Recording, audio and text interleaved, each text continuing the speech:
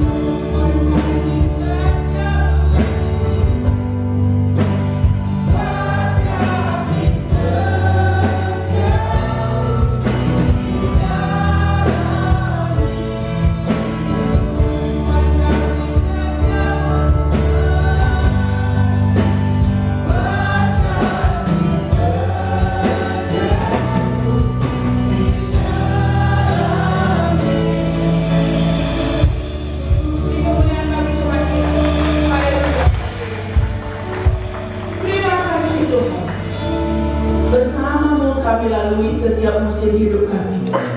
Semua bukan karena kuat dan gagah kami. Kami masih berdiri tegak hari ini. Semua oleh karena kasih Tuhan. Terima kasih Bapa buat kasih setiamu yang begitu luar biasa dalam hidup kami. Engkau Allah yang terus setia, walaupun terkadang kami tidak setia di hadapan-Mu. Ampuni kami Bapa, dan terimalah segenap rasa syukur kami. Layakkan kami hari ini datang di hadapan-Mu, membawa hati kami yang dipenuhi dengan rasa syukur. Terima kasih Tuhan. Kami masih mau terus membesarkan nama-Mu melalui ibadah ini. Kami mau fokus menaikkan pujian kami di hadapan Tuhan. Dalam nama Yesus, kami masih terus memuji, memuliakan nama-Mu, membesarkan nama-Mu. Haleluya. Amin. Besarkan nama Tuhan.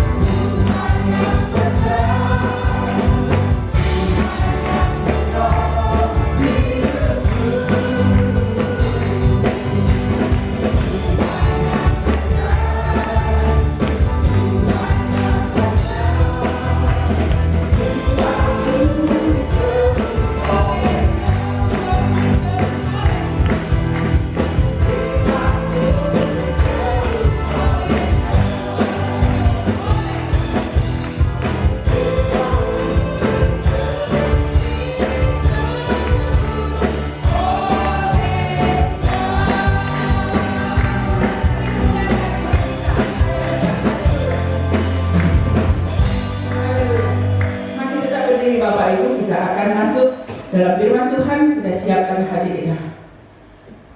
Engkau Tuhan Allah yang sungguh mengasihi kami.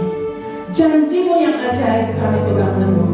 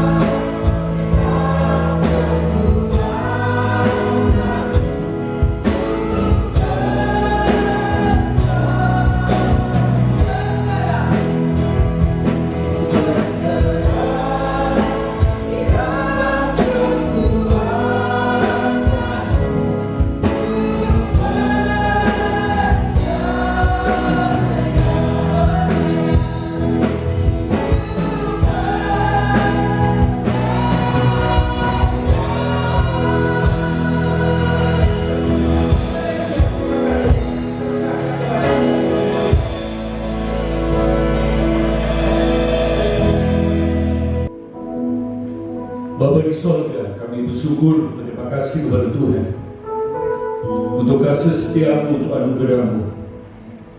Pada hari ini kami boleh lagi berkumpul, memuji, membesarkan nama Tuhan. Sudah 10 minggu kami tidak beribadah kepada Tuhan. Hari ini masuki minggu yang ke-11, di mana Tuhan memberikan kesempatan kepada kami untuk memuji, membesarkan nama Tuhan, mendengar firman Tuhan. Urapi hamba-Mu yang kami menyampaikan firman Tuhan, supaya apa yang kami sampaikan boleh menjadi berkat buat kami, dan kami boleh mengerti akan rencana Tuhan, kehendak Tuhan dalam hidup kami. Berbicara kami siap untuk mendengar. Dalam nama Tuhan Yesus kami berdoa dan bersyukur. Semua yang berkatakan amin. Hari ini kita boleh kembali memuji Tuhan, menyembah Tuhan ya, selama 10 minggu. 10 minggu berarti 2 bulan setengah ya, kita tidak ibadah. Puji Tuhan. Tanggal 30 Mei yang lalu ya, saya diundang sama wali kota, sama sekretaris, kumpul beberapa tokoh-tokoh dari Kapolres, dari Kasdim, dari MUI, dari kantor Departemen Agama dan sebagainya. Ya, terus akhirnya saya bertanya, kapan kita mulai ibadah?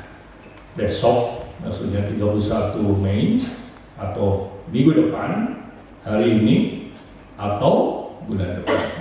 Ya, puji Tuhan, Pak Wali Kota sudah memberikan instruksi tanggal 6, tanggal 7 boleh mulai ibadah ya.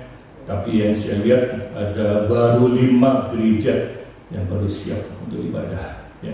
Datang LGBT, Gereja Kristus, GKI Penginjil, terus GPDI ya, Gereja Pantikosta Indonesia, dan Sidang Jembatan. Oke, masih bicara tentang totalitas ya. Hari ini kita bicara tentang totalitas iman seorang wanita dalam menghadapi sakit penyakit ya. Kenapa orang bisa mengalami sakit penyakit? Kenapa orang sakit? Ya, sakit itu bisa karena dosa, sakit karena dikuasai oleh roh jahat, sakit karena tidak menjaga diri, dan lain sebagainya. Kita baca Lukas pasal 8, 43 sampai 48. Ya. Dari pagi tidak ada ini error ya, baru diperbaiki sore ini. Puji Tuhan. Saya akan baca 43, sudah baca 44, kita bergantian. Adalah seorang perempuan yang sudah 12 tahun menderita pendarahan dan yang tidak berhasil disembuhkan oleh siapapun.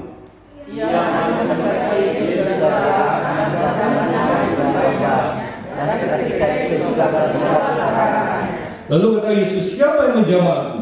Dan karena tidak ada yang mengakuinya, berkatalah Petrus, Guru, orang banyak belum ini dan mendesak engkau. Tetapi Yesus berkata, ada salah seorang yang menjamah aku, sebab aku merasa kuasa keluar dari diriku. Ketika perempuan itu melihat bahwa perbuatan itu ketahuan, ia datang dengan gemetar, tersungkur di depannya dan menceritakan kepada orang banyak apa sebabnya yang menjamah dia, dan bahwa ia seketika itu juga menjadi sembuh. Sama-sama, maka katanya kepada perempuan itu, hai anakku, imanmu telah menyelamatkan engkau, pergilah dengan selamat. Amin.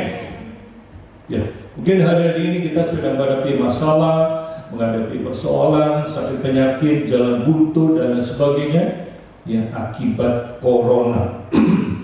Betul nggak? Ada seorang polisi wanita namanya Corona, keren juga ya. Nah, itu yang terjadi. Nah, totalitas itu bicara apa? Keutuhan, keseluruhan, kesemestaan. Menurut Merriam-Webster Dictionary, bicara apa? Jumlah keseluruhan atau kapasitas. Nah, ini kapasitasnya berapa? Jumlahnya berapa? Totalnya berapa? Ya, dari pagi ada sekitar 65 orang berbakti kepada Tuhan. Ya, bagian ini penuh semua. Sekarang masih ada yang kosong. Ada duduk yang di atas. Ya, Kita berdoa supaya ke depan akan lebih banyak lagi, karena ada orang masih takut-takut saudara datang ke gereja. Betul nggak? Ya, ada seorang ibu lansia nggak boleh ke gereja. Saya bilang pendetanya juga udah lansia sebenarnya. Mau bilang apa? Iya ya, iya. Ada teman saya juga di Purwokerto. Ya, orang lansia nggak boleh ke gereja. Namanya kamu umur berapa? Sekarang sudah 69 katanya. Oh, sama-sama lansia, saya bilang. Gak usah takut ya. Puji Tuhan. Nah, kita melihat dalam bagian ini, coba kita perhatikan tadi ayat yang ke-44. Ia maju mendekati Yesus dari belakang dan menjamah jubah-jubahnya. Seketika itu juga berhentilah pendarahnya. Anda bisa bayangkan wanita sakit pendarah berapa lama? 12 tahun. Wanita biasa menstruasi antara 4 sampai 5 hari ya, bahkan seminggu ya. Tapi jelas wanita ini mengalami pendarah cukup lama, 12 tahun. Wah, kebayang saudara? Kondisinya seperti apa? Pasti wanita ini mungkin pucat, ya tahu? Tidak bersemangat, tidak bergairah. Mungkin kalau ada orang zaman sekarang, orang sakit gak sembuh-sembuh, biasanya mereka mahir dengan bunuh diri. Akibat corona, banyak orang stres, banyak orang mati. Jadi pada saat virus corona ini sedang merajalela, orang mati bukan saja karena corona, banyak orang mati karena stres. Di India ada seorang ibu punya anak 5, dia nggak bisa kasih makan anak-anaknya. Apa yang jadi? Ya lempar anak-anak ke sungai Gangga 5-5, dibuang saudara. Begitu. Di Indonesia juga banyak, di Filipina. Wah, yang lebih kecil tadi di Filipina ada seorang pria, ya, dia itu kelaparan. Apa yang terjadi? Dia bertemu dengan seorang wanita. Apa yang dia lakukan? Dia bunuh itu mati. Terus dia apa? Dimakan otaknya. Begitu kecilnya. Ya, jadi orang zaman sekarang ini orang sudah tidak punya pikir panjang lagi. Pokoknya kalau saya lapar, saya harus lakukan sesuatu. Nah, tapi kita bersyukur pada Tuhan. Kalau kita boleh datang pada Tuhan, mengenal Tuhan sebagai Tuhan dan Juru Selamat. Nah, perhatikan di sini. Kita melihat bagaimana wanita yang menunjukkan totalitas imannya sehingga ia mengalami mujizat daripada Tuhan. Yang pertama, imannya diwarnai dengan satu tindakan. Ya, imannya disertai dengan tindakan. Nah, dikatakan ia maju mendekati Yesus dari belakang. Kenapa dari belakang? Kenapa wanita ini tidak berani berhadapan dengan Tuhan Yesus? Kenapa? Ya, dari belakang. Kenapa saudara? Takut. Ya, sebab orang Yahudi zaman Torah, wanita sedang melalui darah. Kemana saja dia duduk, kemana saja dia, ya, itu dianggap najis. Jadi dia sama sekali tidak berani untuk bertemu dengan Tuhan. Yang maju mendekati Yesus dari belakang dan berjamah. Jamaah apa? Jubahnya di ujungnya. Ya, jubah itu ada kewer-kewernya gitu kan? Ya kan ada yang kewer-kewernya itu. Itu namanya jubah. Dan seketika itu juga berhentilah pendarahnya. Nah, jadi jelas gamblang bagaimana wanita ini bisa mengalami mujizat yang mendekati Yesus. Artinya, kalau Anda ingin setiap hari alami mujizat Tuhan, Anda harus dekat dengan Tuhan. Amin. Kita harus dekat. Masalah banyak, persoalan banyak, situasi tidak menentu, sakit penyakit, corona, wah segala macam. Ya, kemarin Depok di Kebun Kelapa ada 3 orang yang kena corona. Ya, luar biasa. Kita sudah zona biru, jangan sampai zona merah, zona kuning, zona hitam seperti di Surabaya. Ya, di Surabaya itu korbannya sudah banyak, 2.700 sekian. Di gereja belum bisa mengadakan ibadah, betul tak? GBT juga belum semua mengadakan ibadah. Di Makassar belum mulai, di Bandung rasanya juga belum. Ada beberapa di kota-kota yang lain. Ya, jadi ada beberapa gereja-gereja yang sedang menunggu seperti di Sukabumi, kan boleh. Tapi tidak semua gereja melakukannya. Tunggu keputusan arahan dari sinode. Kalau saya enggak, ya karena gereja GDT itu otonom, kebijakan lokal. Nah, kita baca Mazmur 62 ayat 1 sampai 3. Untuk pemimpin biduan menurut Yedutun, Mazmur Daud, hanya dekat Allah saja aku tenang, daripadanya lah keselamatanku. Dekat Allah kita tenang. Amin. Sama seperti seorang anak. Ya, istri saya sekarang lagi nungguin Rafael supaya ibunya bisa ke gereja. Saya tanya sama manajer, gimana Rafael? Papi maminya mau pergi mereka. Ya itu, kenapa? Dia biasa dekat dengan ayahnya, biasa dekat dengan ibunya. Sekarang mau ditinggal, tapi anak itu dikasih tahu, papi mau ke gereja. Ya, dia mulai mengerti sudah. Nah, berarti di sini hanya dekat Allah saja aku tenang. Daripada jalan keselamatan, hanya dialah gunung batuku dan keselamatanku, kota bentengku, aku tidak akan goyah. Ya, hari-hari banyak sekali orang yang goyah, banyak orang-orang Kristen goncang. Akibat apa? Akibat sakit penyakit. Ya, banyak orang-orang bekerja di perusahaan-perusahaan dirumahkan. Ya, Priska sebagai ARD tugas teman sekali. Ya, dia ada merumahkan ratusan orang. Jadi sekarang sistem kerjanya sistem rombongan. Ya, minggu pertama misalnya 50 orang mereka kerja satu minggu. Nanti rombongan berikutnya minggu kedua ganti lagi kelompoknya. Gitu saudara. Ya, supaya semua kebagian. Ya, di mall saya lihat hanya satu shift. Ya, dari jam 9 sampai jam 9, dari jam 8 sampai jam 8, seperti itu. Tidak ada dua shift. Ya, pom bensin juga seperti itu. Yang maksudnya apa? Supaya tetap kerja, mereka dapat uang, demikian juga perusahaan dapat uang dan sebagainya. Ya, Anda bisa kan gereja 10 minggu gak ibadah. Masukan kurang sudah jauh banget. Ya, yang kasih persembahan per bulan jauh sekali. Persembahan untuk kolektor dan sebagainya jauh sekali. Makanya Ibu Gembala sempat jual. Maksudnya apa? Untuk membantu mengisi kas. Ya, puji Tuhan kalau hari ini kita bersiap beribadah kepada Tuhan. Ayat 6 atau ayat 5. Hanya pada Allah saja kiranya tenang, sebab daripadanya harapanku, hanya dialah gunung batuku dan keselamatanku, kota bentengku, aku tidak akan goyah. Anda mau tenang? Ada malam minggu mujizat, kuncinya apa? Dekat sama Tuhan. Amin. Yang kedua, menjama jumbai-jumbai, menjama. Bukan menjama badannya Tuhan Yesus, atau kepalanya Tuhan Yesus, atau kakinya Tuhan Yesus, atau tangannya Tuhan Yesus, tidak. Jumbai. Keren-kerennya itu jumbai. Apa sih itu jumbai? Ya, dalam 44 bagian B katakan, dan menjama jumlah-jumlahnya, dan segitu juga berhentilah pendarahannya. Luar biasa. Langsung berhenti. Bayangkan 12 tahun dia sakit. Ya, serba salah. Pergi ke sana salah, di sini salah. Betul nggak? Tentu tidak bisa melakukan aktivitas dengan baik. Dia tidak bisa kerja berat, pasti saudara. Kenapa?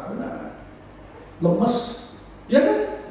Ya sama seperti, maaf, perempuan kalau lagi sedang mens, perutnya sakit, banyak keluar dan sebagainya. Mereka nggak bisa bebas melakukan hal itu. Bayangkan nih, wanita 12 tahun, pasti dia bisa bekerja. Kalau dalam Injil Markus disebutkan dia sudah pergi ke tabib, ke dokter, ke sana kemari, tapi nggak sembuh. Luar biasa, ya. Di dalam Injil Markus juga diceritakan wanita ini seperti apa. Dia sudah pergi kemana-mana, ke dokter, ke tabib, mungkin ke dukun juga. Nah, orang harus datang kepada siapa? Kepada Tuhan. Ada Bapak Ibu kalau sakit sebelum ada mengenal Yesus pergi ke dukun, ada nggak? Ada. Dari pagi Pak Gesang mengaku. Selain Pak Gesang ada yang lain? Pergi ke dukun sebelum kalau sakit ada dukun. Ya. Sekarang kita nggak boleh. Itu satu kebencian di hadapan Tuhan. Nah, kita baca Bilangan pasal 15 ayat 38. Berbicara kepada Israel dan katakanlah kepada mereka bahwa mereka harus membuat jumbai-jumbai pada puncak baju mereka turun-temurun, dan dalam jumbai-jumbai puncak itu haruslah dibenang ungu kebiru-biruan. Ada warna ungu, ada warna biru. Warna biru itu dicatat keilahian, warna ungu itu dicatat kemuliaan. Ingat, jubah raja-raja zaman dulu pakai warna ungu.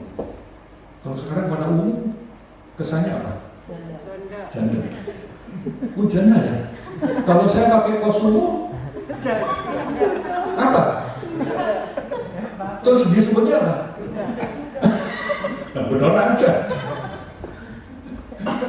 Ungu itu kemuliaan, saudara. Kalau biru itu keilahian. Biru, langit yang biru. Ya dong? Maka jubah itu akan mengingatkan kamu. Ingat apa? Apabila kamu melihatnya kepada segala perintah Tuhan sehingga kamu melakukannya dan tidak lagi menuruti hatimu atau matamu sendiri seperti biasa kamu berbuat dalam ketidaksetiaanmu terhadap Tuhan. Jadi jubah-jubah itu mengingatkan kita kepada ketaatan pada firman Tuhan, kesetiaan kita kepada firman Tuhan. Ya, untuk imam-imam mereka harus pakai berjubahnya itu harus ada jubah-jubahnya. Artinya apa? Dia melayani Tuhan, tapi dia harus taat. Sama seperti itu. Kita jadi singer, jadi WM, jadi pemain musik, ya nggak perlu pakai jubah-jubah ya. Yang penting kita apa? Belajar taat pada firman Tuhan. Mau taat? Kalau kita nggak taat rugi. Kenapa? Seringkali banyak kecelakaan terjadi di tengah jalan, di lalu lintas. Karena tidak ya. Ada traffic light, warnanya apa? Merah, kuning, hijau. Orang Indonesia itu kayaknya buta warna ya. Warna merah, jalan. Warna kuning, jalan. Warna hijau, kapan berhenti? Karena seorang melanggar, merah jalan terus. Karena kita mungkin kita sudah terbiasa, betul nggak? Nah, jadi jubah itu mengingatkan kepada imam-imam, pada orang-orang Yahudi, dicatat apa? Ketaatan. Artinya, wanita ini begitu menjama jubah-jubahnya langsung dia sembuh. Ya, kalau kita mau taat pada Tuhan, kita akan memperoleh mujizat dari Tuhan. Amin. Ingat, iman itu harus disertai dengan tindakan iman. Kita baca Yakobus 2:17. Demikian juga halnya dengan iman. Jika iman itu tidak disertai perbuatan, maka iman itu pada hakikatnya mati. Ngaku dirinya sebagai orang Kristen, tapi nggak ibadah. Ngaku sebagai dirinya sebagai orang Kristen, tapi nggak berkorban, tidak melayani. Ya, itu bukan Kristen yang sejati. Kristen yang sejati adalah orang-orang Kristen yang beriman kepada Tuhan, tapi mau melakukan sesuatu, mau beribadah, mau berkorban, memberikan persembahan, dan lain sebagainya. Ya, iman itu harus disertai dengan tindakan iman. Seperti wanita tadi, asal jangan jubah-jubahnya, aku akan sembuh. Apa yang dia lakukan? Dia bertindak, dia lakukan, dia bergerak, dia menyeruak di sekian banyak kerumunan. Betul kan? Waktu Tuhan Yesus di zaman jubahnya, siapa yang pegang aku? Kan begitu ya. Kita baca ayat 26 sekarang. Sebab seperti tubuh tanpa roh adalah mati, demikian juga iman tanpa perbuatan dosa adalah mati. Betul. Jadi iman itu harus disertai dengan tindakan iman. Iman plus tindakan menjadi iman yang sempurna. Nah, yang berikutnya ada keterbukaan, ya, atau kejujuran. Kita baca Lukas 8:45. Lalu kata Yesus, siapa yang mencela aku? Dan karena tidak ada mengakuinya, berkatalah Petrus, Guru, orang banyak menghuni dan mendesak engkau. Memang betul. Ya, siapa yang menjamah aku? Dan karena tidak ada yang mengakunya, Petrus menyelutup, saudara. Guru, orang banyak merenung dan mengutuk.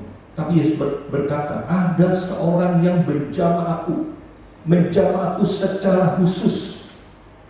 Betul nggak? Ada seorang yang menjamah aku sebab aku merasa ada kuasa yang keluar dariku. Itu keluar, artinya transfer. Ya, rohnya keluar. Ya, seperti orang pendeta doain orang satu, rohnya start. Orang itu sembuh. Ada sesuatu yang keluar, kan begitu? Ya kan? Pada saat kita melupakan tangan, pada saat kita berbicara, pada saat kita memberitakan Injil, pada saat kita ngomong, ya. Seringkali saya nggak perlu berdoa dulu, baru ngomong, baru berbicara. Kenapa ya? Pada saya jadi enak. Ada itu. Ya, saya pernah ajar Luki, puji satu bapak. Kita belum berdoa, saudara. Kenapa ya? Badan saya kuat. Luar biasa.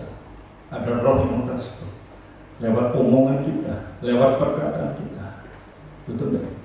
Jadi kata-kata orang beriman itu punya kuasa. Amin. Makanya kita nggak usah ngutuki anak-anak kita. Dasar anak goblok, anak tolol. Nah, nanti anaknya tolol beneran, repot kita. Betul nggak? Apa yang kata-kata? Apa yang kita katakan, apa yang kita perkatakan itu pasti akan menolong kita, ya. Dan ayat 7. Ketika Paulus itu melihat bahwa perbuatannya ketahuan Yesus saudara. Siapa? Dia Tuhan, dia itu selamat, dia pemulih, dia penebus, betul? Ketahuan. Dia datang dengan gemetar, nadek saudara. Tersungkur itu nyungsep, saudara. Ya, di depannya dan menceritakan bahwa banyak apa sebabnya yang menjamah dia dan berkata ia seketika itu juga menjadi sembuh. Ya, kalau kita ingin sembuh harus ada keterbukaan. Ya, kita harus jujur, terbuka satu sama lain. Khususnya dalam hubungan suami istri. Tadi pagi saya ceritakan bagaimana ada seorang wanita datang dalam kebaktian KKR. Kebetulan ada seorang pendeta mengadakan kebaktian Bang Rohani KKR Sembuhan Silahi. Terjadi, dia datang ke depan altar Tuhan, didoakan. Sementara didoakan, Roh Kudus bicara, stop, kamu jangan berdoa, bereskan dulu. Wanita ini ada masalah. Betul, pendeta itu diam. Berhenti. Dia bertanya berani, ibu ada masalah? Ada kebaikan? Ada sakit hati? Ya, saya kebaikan dengan suami saya. Mana suamimu? Suami saya ikut. Kamu masuk? Mau? Kamu mau memaafkan suami kamu? Mengambil semua? Tidak. Loh, kenapa? Ya, suami saya pernah berselingkuh. Pertanyaan sekali lagi, kamu mau sembuh? Mau. Kamu mau memaafkan? Kalau kamu tidak mengampuni, kamu tidak maafkan, tidak terjadi rekonsiliasi, kamu tidak akan sembuh. Ya, diam sejenak. Apa yang terjadi? Ya, saya mengampuni. Saya akan berdamai dengan dia. Oke, berdoa lagi sudah. Begitu berdoa selesai, dia lari ke WC. Dia buang itu semua. Ternyata setelah didoakan, dia keluar itu semua penyakitnya. Dia sakit kanker sebenarnya. Luar biasa. Hari itu juga wanita ini dijamah oleh Tuhan Yesus. Nah, betul sekali. Kalau kita ingin mengalami kesembuhan, kita harus mengaku. Dalam 1 Yohanes 1 ayat 9, jika kita mengaku dosa kita, Allah itu setia dan adil. Dia akan mengampuni segala dosa kita dan menyucikan kita dari segala kejahatan. Ngaku. Ngaku pada siapa? Pasangan kita. Ngaku pada siapa? Orang tua kita. Ngaku pada siapa? Mungkin ke anak kita atau kerabat kita yang pernah kita sakiti. Terutama ngaku sama Tuhan. Ya, kalau kita sudah ngaku, Tuhan itu melupakan itu semua. Amin. Kita lihat imannya diwarnai dengan kesederhanaan. Wanita ini tidak pernah mengundang Tuhan Yesus ke rumahnya. Dia tidak pernah berkata kepada rekan-rekannya, "Oh, tolong panggilkan Tuhan Yesus ke rumahku." Enggak. Dia tidak pernah mengundang Tuhan Yesus ke rumahnya atau menumpangkan tangan ke atas tubuhnya sudah sembuh. Tidak. Tapi apa yang dia lakukan? Dia yakin betul kalau dia menjubah Tuhan Yesus, dia pasti sembuh. Nah, itu ditulis dalam Markus 5:12. Sebab katanya, asal aku jamah saja jubahnya, aku akan sembuh. Nah, ini bicara totalitas iman seseorang. Ya. Jadi kalau sudah menghadapi masalah-masalah yang pelik dalam hidup ini, sakit penyakit dan apapun juga yang sedang kita hadapi, berdoa sama Tuhan. Total, berserah sepenuhnya pada Tuhan. Apa dia? Pasti Tuhan akan tolong kita. Ya. Yang ketiga, imannya diwarnai dengan apa? Pengakuan di depan umum. Dalam Lukas 8:47, ketika perempuan itu melihat bahwa perempuan itu ketahuan, ia datang dengan gemetar, tersungkur di depannya dan menceritakan kepada orang banyak apa sebabnya. Ia menjawab dia dan bahwa ia seketika itu juga menjadi sembuh. Luar biasa. Kalau kita menghadapi masalah persoalan, kita harus datang pada alamat yang benar. Kalau kita sakit, kita harus datang kepada Tuhan, bukan kepada paranormal, bukan ke dukun dan lain sebagainya. Itu satu kebencian bagi Tuhan. Ya, perhatikan di sini. Ia datang gemetar, tersungkur di depannya dan menceritakan kepada orang banyak apa sebabnya menjamah dia. Ya, kalau kita sudah mengalami mujizat, kesembuhan, pertolongan dari Tuhan, apa yang harus kita lakukan? Kita ceritakan. Ya dong. Minggu lalu khotbah saya ya tentang Roh Kudus. Ya. Jadi kita dipengaruhi hidup kita, pelayanan kita, pelayanan kita dipandu oleh Roh Kudus. Betul nggak? Salah satu di antara apa? Menjadi saksi. Apa sih bedanya menjadi saksi dan bersaksi dan memberitakan Injil? Beda, sudah. Kalau memberitakan Injil itu artinya memberitakan tentang kematian dan kebangkitan Kristus. Yang kedua, kalau bersaksi itu pengalaman hidup. Ya, bersaksi. Ya. Bersaksi artinya kita tahu persis kejadian orang itu. Ya. Mungkin saya pernah cerita ke saudara, sekitar 2-3 tahun lalu saya pernah diminta jadi saksi pernikahan seseorang. Karena akan membuat surat legalitas. Dia udah menikah berapa saat yang lalu di Sumatera sana, tapi dia belum bikin surat pernikahan. Nah, karena sudah terlalu lama lewat sidang, harus ada saksi.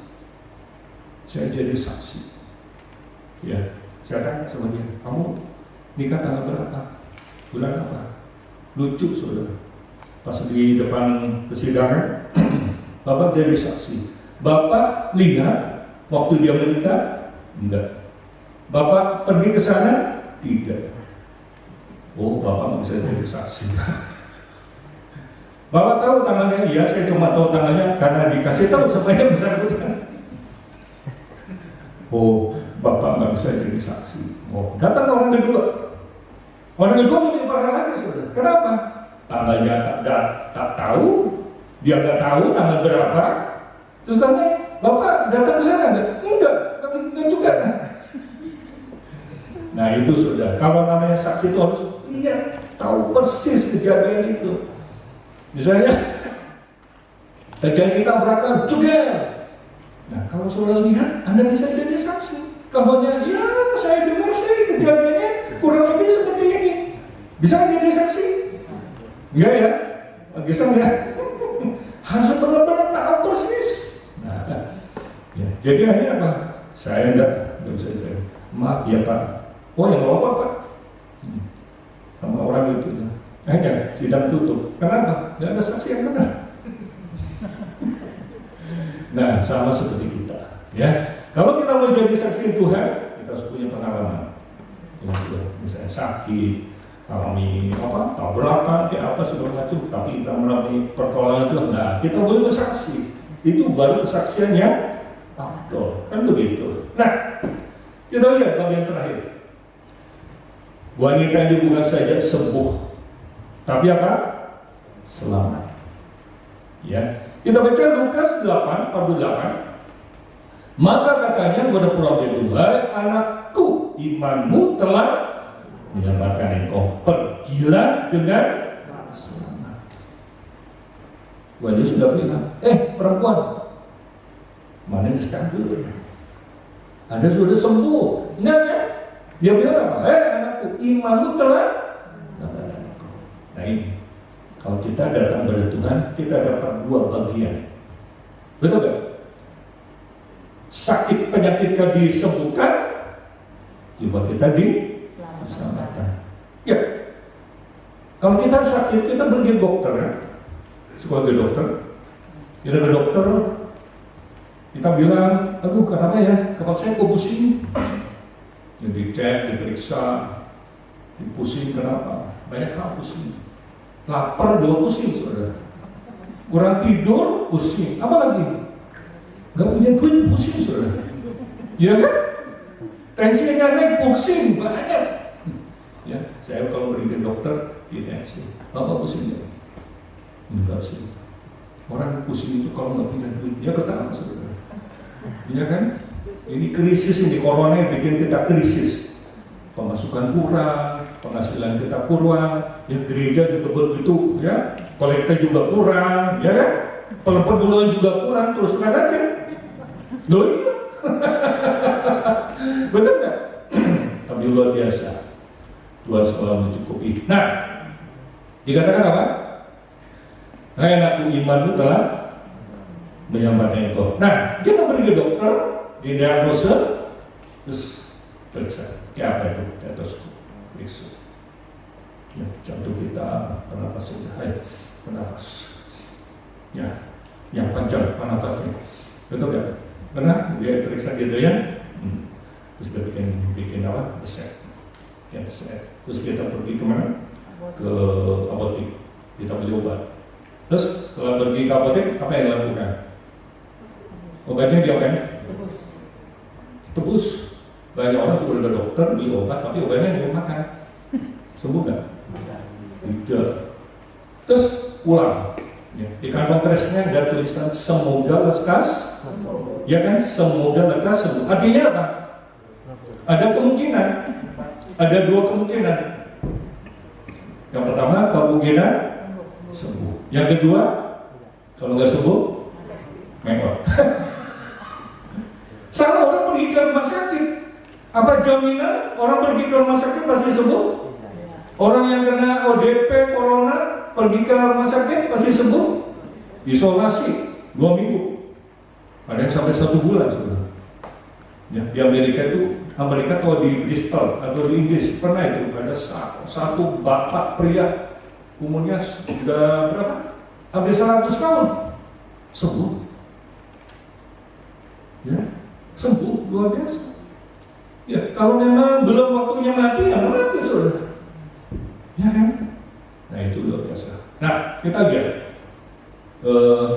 iman yang benar akan datang ke selalu. Kita baca Efesus pasal 2 ayat 8 dan 9.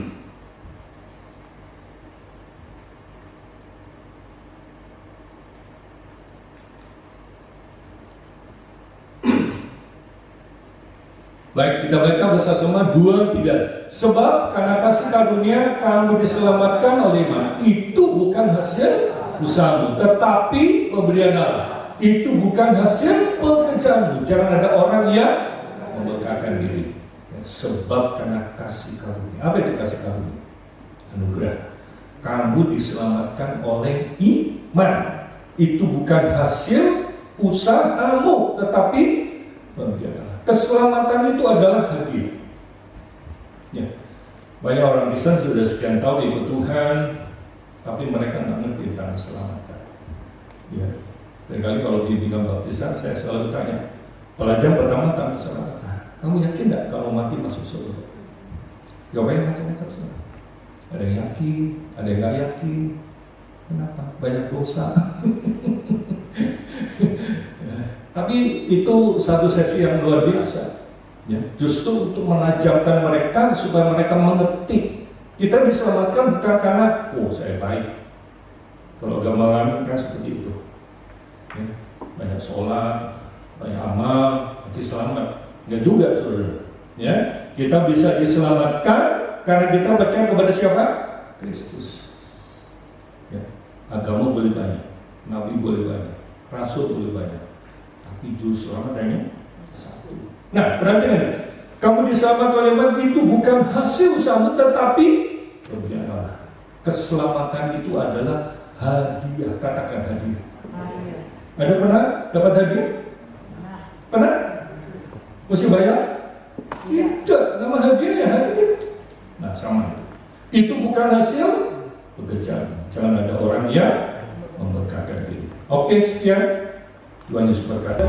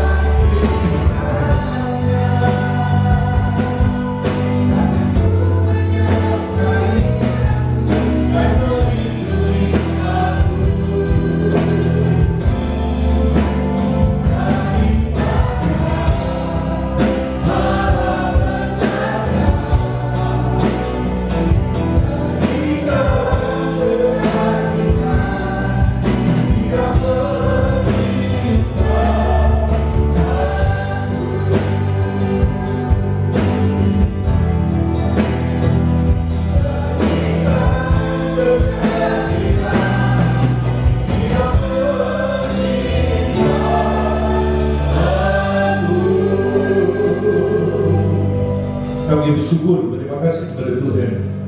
Kalau Tuhan sudah memberkati seluruh rangkaian acara kami dari awal dengan sampai berberkati puji-pujian, memberkati firman Tuhan, berkati Tata sudah memberikan persembahan hujanmu, baik untuk kas, bangunan, persembahan perpuluhan, Tuhan akan balas dengan berlimpah-limpah. Berkati saudara kami yang sudah melayani sebagai leader, singer, pemain musik, petugas SCP, bidang bertamu, tas kolektan, pengajar kudus, bahkan kami semua yang hadir, kuatkan kami, teguhkan kami, berikan kami kekuatan, berikan kepada kami kesehatan, hindarkan kami dari sakit penyakit, khususnya dengan virus corona. Kami halau itu semua dalam nama Tuhan Yesus, supaya keluarga kami, orang tua kami, anak-anak kami, cucu kami, semua terpelihara dengan baik ya Tuhan. Terima kasih Bapak. Kegiatan sepekan mulai hari Senin sampai hari Minggu yang datang, kami serahkan dalam tangan-Mu agar Tuhan sendiri akan bekerja di antara kami. Terima kasih Bapa, terima kasih Tuhan. Tadakan tangan-Mu, terima berkat pada Tuhan. Tuhan memberkati engkau dan melindungi engkau. Tuhan dengan engkau dengan wajahnya dan memberi engkau kasih karunia. Tuhan menghadapkan wajahnya kepadamu dan memberi engkau damai sejahtera. Kiranya segala berkat, berkat jasmani, rohani dan berkat materi, berkat datang dari Allah Bapa, kasih sayang kepada Tuhan Yesus dan persekutuan dengan Roh Kudus menyertai saudara mulai malam hari ini sampai Tuhan Yesus datang balik. Dalam nama Tuhan Yesus kami berdoa dan bersyukur.